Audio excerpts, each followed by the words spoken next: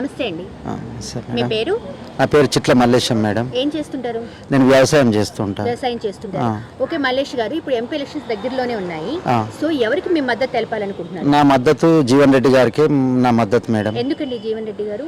జీవన్ రెడ్డి గారు ప్రజల కోసం కష్టపడుతున్నారు.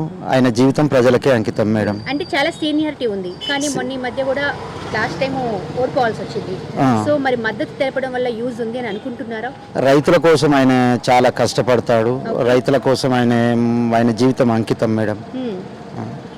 సో ఇన్నేళ్లలో ఆల్మోస్ట్ 4 దశాబ్దాలు కదా, 4 దశాబ్దాల నుంచి ఆయన రాజకీయంలోనే ఉన్నారు. ఎంతవరకు ఆయన ఎలా ఉంటారు? ప్రజలతో మమేకమై ఎలా ఉంటారు? ప్రజలతో బాగానే ఉంటారు మేడం.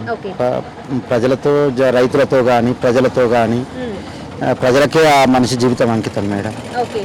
సో మీ మద్దతు ఎవరికి ఇస్తారు? మా మద్దతు జీవన్ రెడ్డి గారికి ఇస్తాం జీవన్ రెడ్డి మేడం. గారికి ఇస్తాం మేడం. Okay, thank you. నమస్తే అండి. నమస్తే. మీ పేరు? శివకుమార్ నా పేరు. శివకుమార్ గారు, గత 10 ఏళ్లలో బీఆర్ఎస్ చేసిన పాలన ఎలా ఉంది? అది శూన్యం. ఏరున్నా అని ప్రజలకేం అందుబాటులో ఉన్న ప్రభుత్వం లెక్క కనిపించాలి. అంటే అభివృద్ధి ఏం జరగలేదా? అభివృద్ధి అనేది అందరూ చేస్తారు. ఇప్పుడు వేల లక్షల కోట్ల ధనాన్ని తీసుకొచ్చి అప్పులు జనాల మీద వేసి ఎవరైనా చేయగలుగుతారు.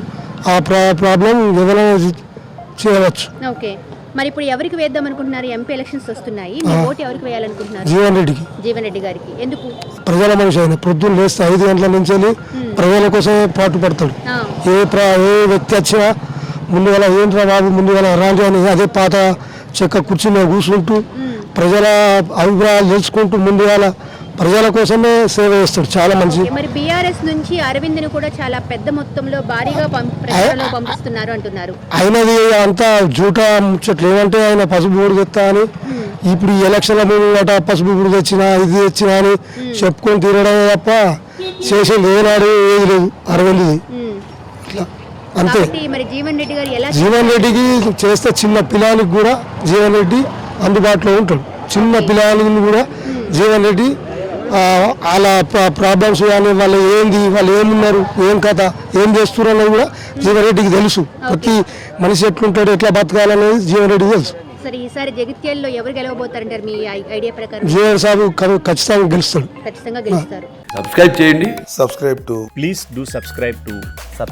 Please like, share and subscribe to top Telugu TV. Top Telugu TV. Top Telugu TV.